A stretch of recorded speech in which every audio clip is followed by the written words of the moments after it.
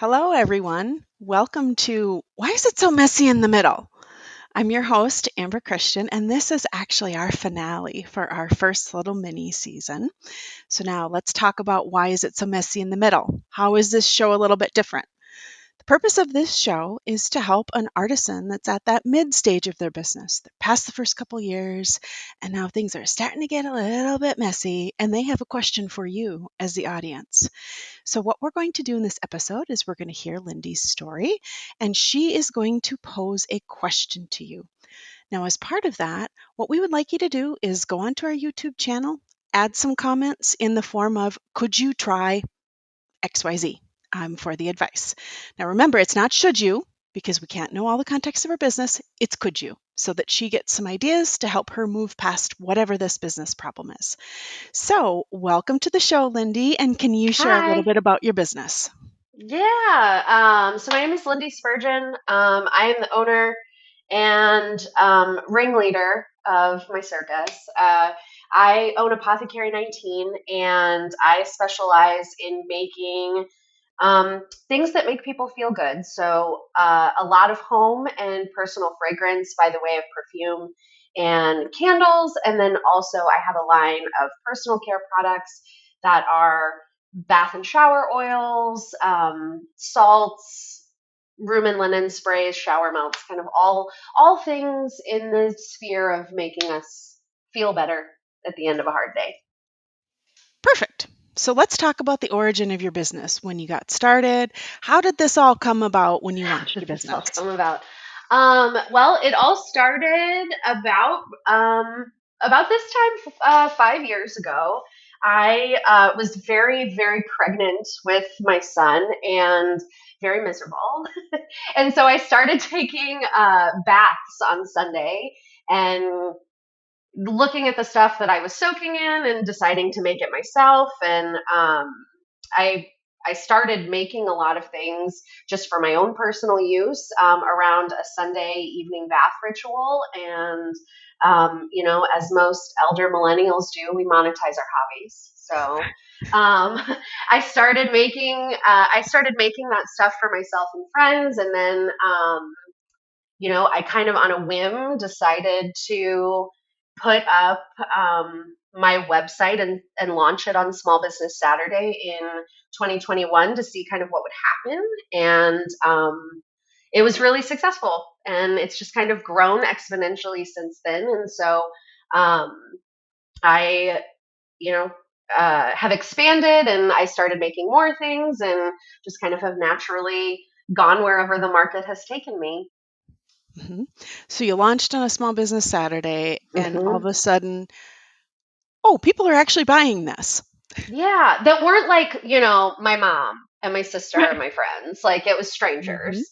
So that was fun. And then I think the biggest kind of, the first big swell that I had in my business was I'm an avid reader and have been my whole life. And there was a influencer that I followed for um, some of their just regular content that they made, that they were also an author and transitioning into um, publishing and being an author full time, and they wanted someone to make candles for the characters in their book. And so I, on a whim, sent out, the theme of this is going to be whim. There's going to be a lot of whims. Um, and so, which will get to my question and my problem. But so on a whim, I just emailed her and said, I would love to send you some candles and see if you like them. And if you like them, we could work together to kind of take these to market and see how it goes. And it was, they were viral on TikTok, and so over 1 million followers. Which I have my corporate background is in marketing and advertising, um, so I figured, like, if you do the math part of that, like, this will be good for my business, and maybe it'll help me, scale to being able to buy a wax melter instead of melting everything 3 pounds at a time on my stove. And that happened. So I got like almost 300 orders in 4 weeks, and um, kind of went from there. And then because that kind of naturally tied me into the book talk and the bookstagram communities, I've since branched out to work with quite a few other authors. I have 3 contracts in the work right now for launching at the end, between now and the end of the year. So um, So yeah, that first 300 order, was that just like survival mode? Like, oh good Lord, here um, comes a big order, or were sort you of. ready for it? Yeah, I mean, I had I had an idea of how successful we thought it would be just because she had done some merchandising with other folks and it had gone kind of well. And we had agreed on like we had an actual marketing plan in place for this. So I knew like realistically how much I could get made by the time the book was published and sent out because we timed all of the orders so that the candles arrived when the book came out. So it was like a whole Ah, sensory experience. And I mean, it was a lot of work. Um, and I think having been a project manager, I had some saving. There were some spreadsheets involved and like, project plans. So like that helped. But when it came down to like packaging it and getting it out, like I had to fly my sister up to Minnesota and we had just kind of like a weekend of labeling and wrapping and packaging and thank you. I mean, I send handwritten thank you notes in every order that goes out and all of that. mhm. So the packaging and all of that took a long time, but it was a lot. Oh, yeah, you had a Yeah, packaging party all weekend, and yeah. that's the reality of a lot of small businesses. If you see a surge like that, you're like calling your friends and your family, Hmm. and could you get in here and help me? I'm dying over here. Yeah. Well, and I think too, a lot of people like, as we market on social media and stuff like that, I think a lot of folks kind of want to go, they think they want to go viral. They think they want to have that like, oh, well, I'll grow my account to XYZ and then it'll be like smooth sailing from there on. And that's not really how that works. Like you get a big surge and it's exciting and you get through it and then it trickles off. Right. And you have to like figure out how you're going to do the next. You're kind of chasing that. Then you start chasing that. Like, how do we get another big surge? And what do we do? And I mean, that's how I've come to have contracts with other authors. And you hope it's a series because then there will be books 2 through 4. And like, what can we do for those? And so then it becomes, it's not slow and steady wins the race. It's we're going to have 200 orders in May and then maybe not anything in June or July. And like, how do you sustain, you have to kind of figure out all of that, like managing cash flow and, Mhm. not getting sad when it's been 2 months and you haven't had 300 orders again and that kind of stuff. So, Yep. It's very lumpy, whenever you are going down the route of viral or you go viral, you can struggle with the lumpiness of it. yeah. And so chasing being viral means you're chasing crazy lumps in your business Hmm. in practicality, Yeah. because in a lot of cases something goes viral and it can be very challenging to convert all that then to some sort of regular customer, because then they go viral on the people chase the next Yeah, viral well, thing. you're building a customer base that isn't loyal to you. They're loyal Right. to the whatever it is, whatever fandom you're. For me with books, it's fandoms. Like whatever they're loyal to the author. I just happen to sell something that's adjacent. Now, if you're good at what you do, you hook them, and then they just come back for more all the time. So Right. I Mhm. you Yep. kind of it's a balancing act. It's plate spinning. Right, it's a balancing act of the author is helping you bring the inbound, right? Hmm. For because they're in that partnership with you, or you're creating that thing for them, and then it's up to you to try to convert that inbound into other more regular business, which may or may not happen. Because if they were really only there for the fandom, or if they're like, no, I really like Yeah. this, I want to explore more, and you can end up with Right. a whole variety and different levels that you find with that.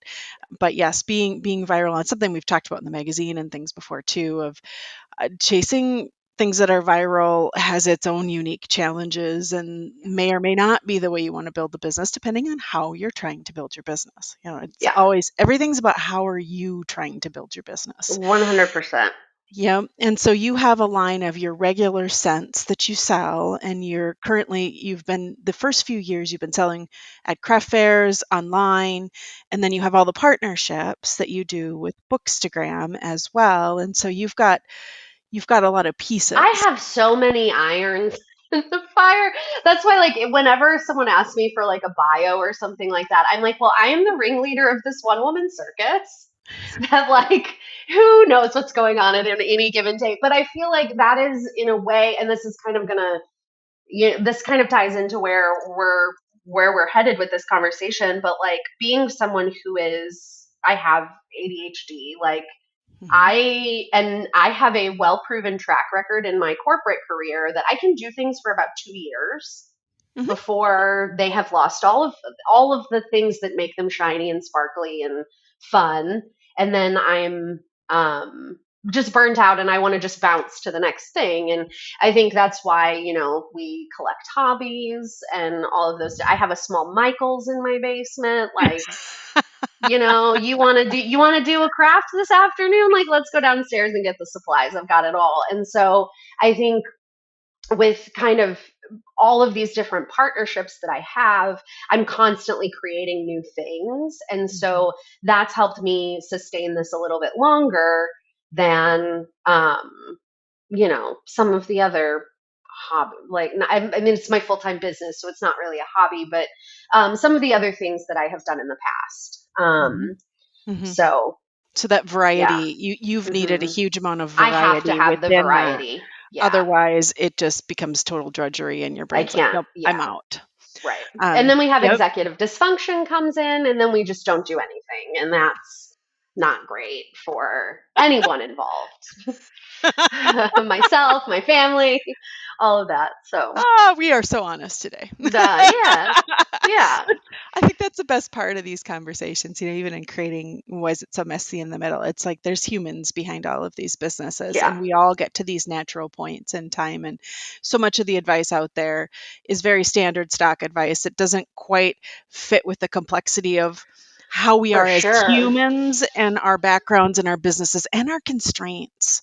Yeah. A lot of advice assumes that you don't have constraints that you may have, right? Right. And so for you, you're like, hey, look, to just tell me to go be disciplined is not really gonna. No, that's not happening. Like, the word, just even saying the word discipline, like, that's an anti-dopamine activity. We're not doing that. You're like, No. no, Anarchy. no, Yeah. anarchy, like that No, immediate like, resistance. absolutely not. I mean, yes.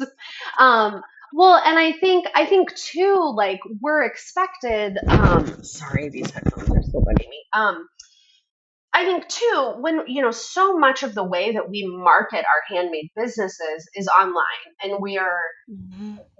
it's such a, I always warn anyone that's like, oh, do you have an Instagram? I'll follow you. I'm like, yes. However, it is unhinged at best on a good day. Like, you're going to get pretty things in my feed. My grid looks nice and all of that. Stories, completely different. Like, it is going to be me with crazy hair and my morning coffee talking about what's happening, because, like, I don't have the mental capacity to worry about my aesthetic. It's just not who I am. And so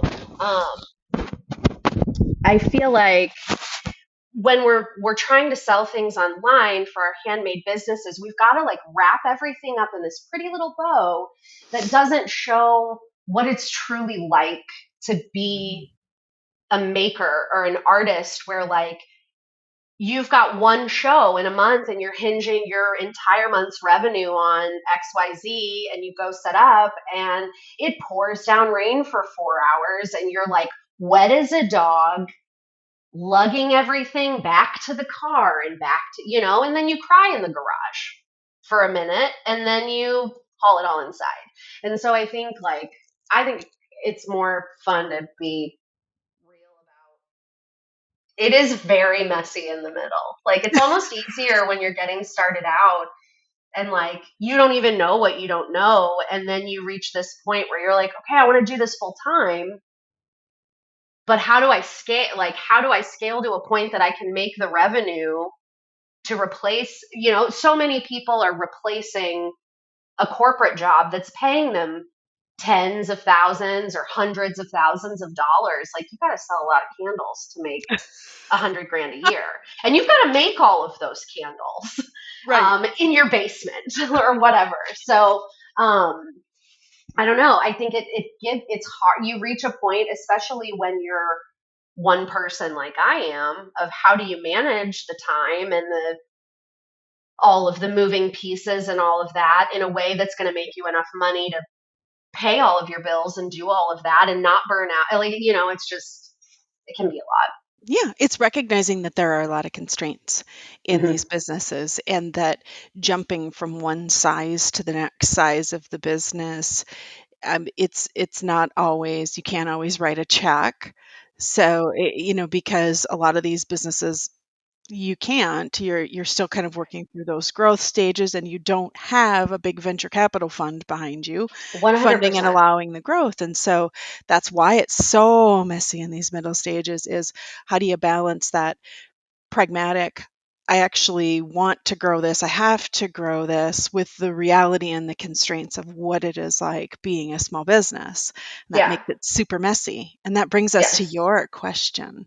Now, what is Yeah. your question for So everybody my watching? question, my question is, how do you, or how would you, what I don't know how you put, however you write the question. My question is for, and this I would be very interested to, if anyone that's going to be commenting is someone that suffers from, not suffers, ADHD is a superpower.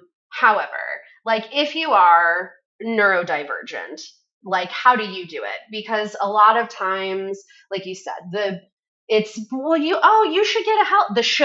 You should get a helper. Okay, well, I barely pay myself. How do I pay a full-time employee?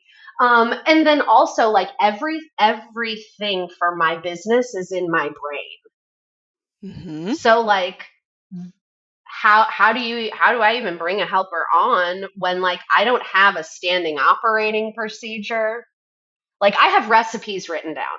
That's about the extent of it, and, like, a complicated matrix of spreadsheets and notebooks, and, like, God forbid we misplace a notebook for a few hours, and, like, then there's panic where we're trying to find everything, which brings me to my actual question, if I stay on point here. Um, how would you go about stopping and getting organized and getting, like, systems in place and the studio organized and all of that when you can't stop production?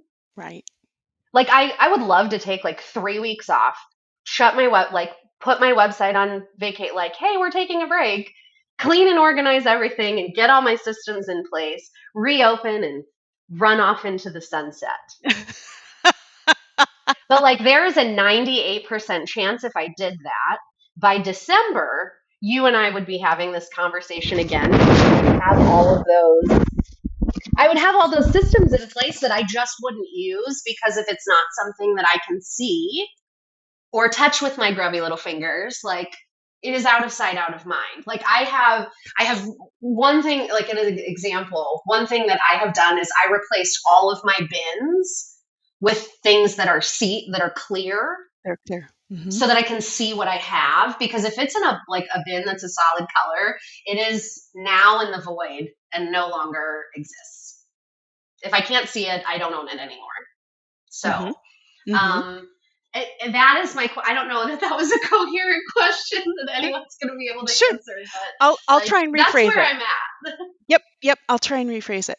So you're at this phase of growth where you're trying to grow to the next levels, and you're running into this very practical challenge of, I've always been able to do it all in my head. Sure, I have my recipes written down, pretty common. So Yeah, I've got those templates, but knowing that the train is moving. Right? We've talked about, you have all these book launches, you do your craft fairs, you have the online things, that you have all of these moving pieces, And there is no scenario in which you can shut down for 3 weeks. You wouldn't want to shut down for 3 weeks. No. So, knowing that you're now at the stage where you're trying to grow to the next level, you recognize that it's time to start getting a handle on processes, but you're a visual learner. So, how do you do that in a way that you can see things and start to manage it, knowing that the existing train of business is still going Hmm. and cannot stop because that would kill the business? Yeah. So, you have to continue executing and delivering. So, how does one begin going from their head to something that you'll be able to manage in a visual way so that you can keep it in front of you? And so that's the question. So everybody, what could she do? Is the question. What are ideas for where she goes next? She gave a great example of you can put certain inventory items in a clear bin so that you can actually see what you have. What other ideas do people have on how you could approach this problem? This will be really interesting to see because I'm sure there's lots of neurospicy people that are going to be Yeah. watching this and that will I have hope ideas. so. Yeah. Yeah. I mean, Uh, I like literally have a checklist in my phone for like the steps involved in doing the dishes at night before I go to bed because like mhm, I don't like, I forget the coffee grinds are in the coffee pot, but I have coffee pot on my little list so I don't forget. So just so mhm. everyone's clear, that's what we're working with Yes. here. Everyone has the full context of Yeah. of where you're My at too. brain is a giant knot of yarn for Mm. all the knitters out there. The knitters, the crocheters, anybody that all the cats watching. Yes. Oh, well, this has been great, and this is going to be a really Yeah. interesting question to Yeah, see because I'm again, excited to see what the answers are, and I'll try them and report back and let you know. If now, we solve this problem, I'll be thrilled. yes, this is fantastic. Now, how do people follow you on all the socials online? Where do people find Yeah, you? so, okay, so my headphone does not want to stay in my tiny little ear.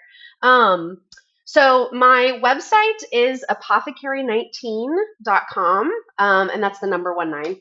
And then I am really only super active on Instagram, and it's just at apothecary19.com. I do have a TikTok that's apothecary underscore 19, but there's like some cobwebs on that, and I don't do a lot over there because honestly, keeping up with Instagram's enough. And like, people are nicer on Instagram than they are over in the comments on TikTok. So yeah, that's it. Okay.